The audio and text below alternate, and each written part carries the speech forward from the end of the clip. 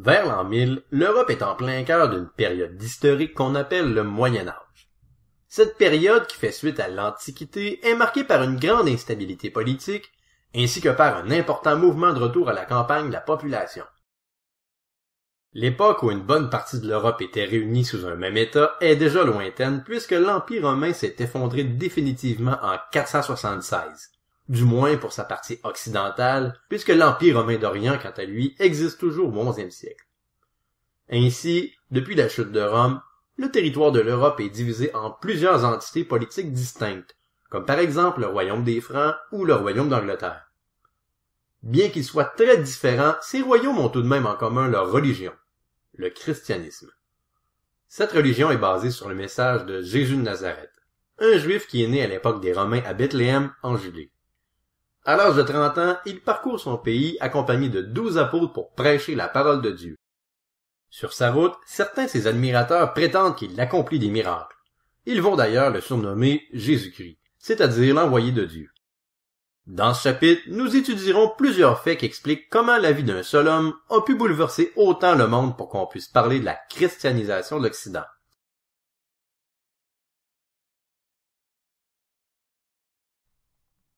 Durant la période de l'Empire romain, les rapports entre l'Église et les autorités romaines sont dès le départ très difficiles. Celles-ci perçoivent Jésus comme un agitateur dont il faut se débarrasser.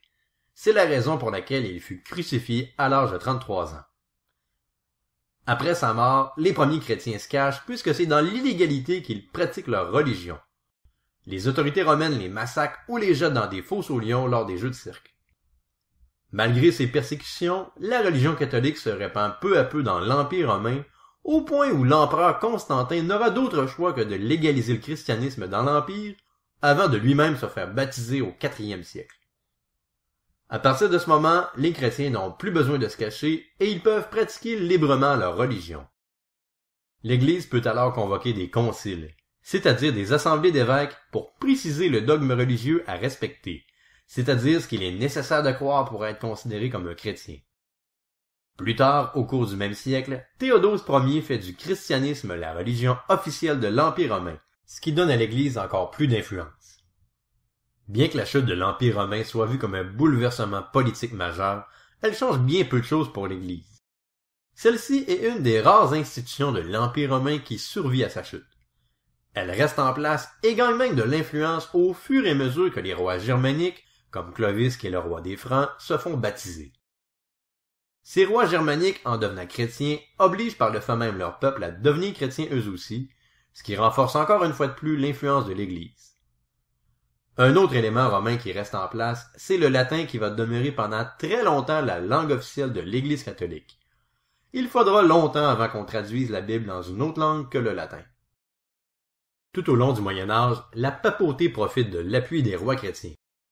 Par exemple, au 8e siècle, elle s'appuie sur Charlemagne, le puissant roi des Francs, pour poursuivre la christianisation de l'Europe. Suite à ses nombreuses conquêtes territoriales, ce dernier sera sacré empereur par le pape Léon III. Avec cette alliance, l'Église s'assure que le christianisme soit défendu partout dans l'empire de Charlemagne. Les ordres monastiques font partie des autres institutions qui diffusent le christianisme au Moyen Âge. Ceux-ci sont des regroupements de moines qui choisissent de vivre en communauté dans un monastère et d'obéir aux règles qu'impose l'adhésion à leur ordre. Leur vie quotidienne s'organise en fonction de la prière, mais aussi du travail manuel. Pour les moines, la charité et le sacrifice sont deux valeurs chrétiennes importantes. C'est pourquoi la plupart font vœu de pauvreté. Pour mener à bien la christianisation, l'Église s'est dotée de plusieurs autres institutions qui sont très hiérarchisées. À sa tête, on trouve le pape. C'est lui qui dirige l'Église catholique. Et il en est le chef puisqu'il est le successeur de Saint Pierre, celui-là même qui a succédé à Jésus. Avec les cardinaux qui l'assistent, il dirige le clergé, c'est-à-dire l'ensemble de ceux qui occupent une fonction dans l'Église. Il existe deux types de clergé. Le clergé régulier qui est composé des ordres monastiques et le clergé séculier qui est dirigé par les évêques. Ceux-ci sont en charge d'un diocèse, une division territoriale qui correspond généralement à une ville ou à une région rurale. Les prêtres, quant à eux, sont en charge de l'administration des paroisses et s'occupent des cérémonies en lien avec le culte.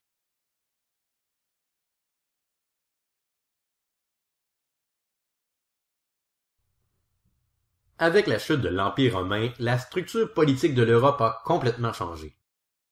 Le vaste territoire de l'Empire romain, autrefois uni sous un même État, est morcelé au Moyen Âge en plusieurs royaumes distincts qui sont dirigés par des rois qui ont peu de pouvoir. Pour obtenir de l'aide militaire, ils concèdent de grands domaines qu'on appelle des fiefs à de grands seigneurs. En plus de leur aide militaire, ces derniers vont jurer fidélité au roi. Ces seigneurs vont à leur tour concéder des parties de leur fief à d'autres seigneurs plus petits selon les mêmes règles, et ainsi de suite jusqu'aux seigneurs locaux. On appelle ce système social de dépendance entre un suzerain et son vassal le système féodal. C'est ce même fonctionnement qui est en place en campagne où, en échange de la sécurité et d'une tenure, c'est-à-dire une terre qu'ils peuvent cultiver, les paysans se soumettent à des seigneurs locaux. Pour protéger les paysans, le seigneur fait construire un château fort. En plus de servir de résidence au seigneur, le château fort sert aussi à accueillir les villageois qui viennent s'y réfugier en cas d'attaque. Les seigneurs et les paysans ont des devoirs réciproques les uns envers les autres. Les paysans, en échange de leurs terres, doivent payer des impôts aux seigneurs, que ce soit en argent ou en nature. Ils doivent faire leur service militaire ainsi qu'effectuer des corvées pour le seigneur, c'est-à-dire du travail gratuit, comme par exemple cultiver des terres que le seigneur se réserve pour lui-même. En plus de ses obligations envers son seigneur, le paysan doit aussi s'assurer de remplir ses obligations envers l'Église. Il doit par exemple payer la dîme qui sert à financer les activités d'église, ou encore, dans certains cas, payer les redevances seigneuriales puisque l'Église administre aussi des terres agricoles. Les grands penseurs du système féodal voient la société idéale du Moyen Âge comme une société divisée en 3 ordres.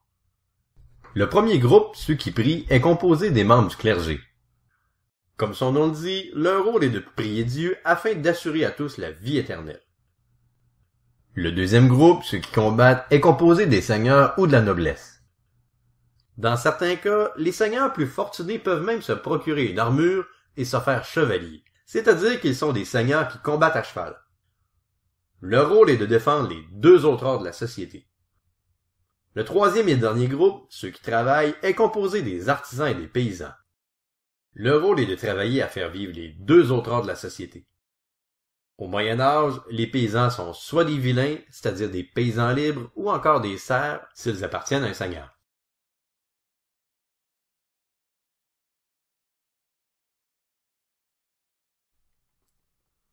Un symbole important de la présence de la religion chrétienne durant la période médiévale est sans contredit la cathédrale. Celle-ci est en fait une église où siège un évêque. En plus d'être un lieu de prière et de culte, elle peut servir de lieu de réunion en accueillant des assemblées. On y joue aussi du théâtre, des pièces religieuses évidemment, et servent aussi d'école. Peu à peu, vers le 12e siècle, ces écoles vont devenir les premières universités.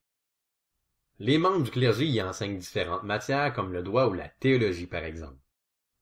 Plus on avance dans le Moyen Âge, plus les cathédrales deviennent un lieu de fierté pour les villages qui les construisent de plus en plus grosses. Elles prennent plusieurs années à construire, mais elles donnent lieu à des innovations architecturales importantes comme les voûtes à croisées d'ogives et les arcs-boutants qui permettent de les rendre plus solides. D'autre part, plusieurs monastères ont été construits au Moyen Âge. En plus d'être le lieu de résidence et de prière pour les ordres monastiques, les monastères peuvent servir aussi de bibliothèque, puisqu'on y trouve des livres religieux comme la Bible, qui sont copiés à la main par les moines puisque l'imprimerie n'existe pas encore à cette époque. Les monastères peuvent aussi servir d'école, essentiellement destinée aux jeunes qui voudraient devenir eux-mêmes des religieux. Une autre fonction des monastères est d'offrir l'hospitalité aux fidèles qui font leur chemin vers des lieux de pèlerinage. Tout au long du Moyen Âge, plusieurs de ces lieux prennent de l'importance pour les chrétiens. Certains fidèles sont prêts à faire de longs et pénibles voyages jusqu'à ces lieux sacrés, dans l'espoir de faire pénitence ou encore d'obtenir une faveur grâce aux supposées reliques de personnes saintes qu'on y trouverait. Compostelle en Espagne est un de ces lieux qui attire les pèlerins. Bien que les historiens en doutent, certains pensent que le tombeau de Jacques, un des apôtres de Jésus, se trouverait dans ce lieu sacré. Ces voyages spirituels parfois difficiles sont une façon pour les croyants de se rapprocher de Dieu. Un autre lieu de pèlerinage important du Moyen Âge, c'est Jérusalem, là où Jésus a été crucifié par les Romains. À l'époque de l'an 1000, les terres saintes, c'est-à-dire le territoire où est né et a vécu Jésus, est contrôlé par les musulmans. Fondée par le prophète Mahomet, cette autre religion connaît elle aussi une expansion depuis le 7e siècle, surtout du côté de l'Afrique du Nord et du Moyen-Orient. En Europe, son expansion s'arrête en Espagne. C'est en quelque sorte pour contrer l'expansion de l'islam en Orient que les croisades ont été appelées par la papauté, bien que celles-ci soient conduites par des souverains européens. Ces guerres saintes, qui sont organisées entre le 11e et le 13e siècle, visent à libérer Jérusalem de la présence musulmane.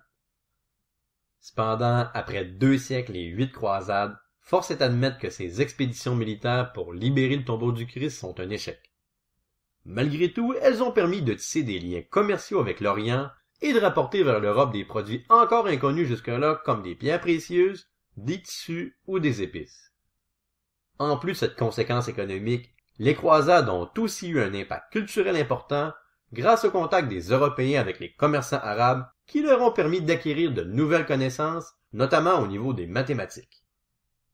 Comme nous venons de le voir, le Moyen Âge est une période mouvementée pour les peuples d'Occident. Malgré le morcellement de l'Europe, ces peuples ont tout de même des points en commun entre eux, comme la foi chrétienne, les institutions religieuses et l'application de la féodalité.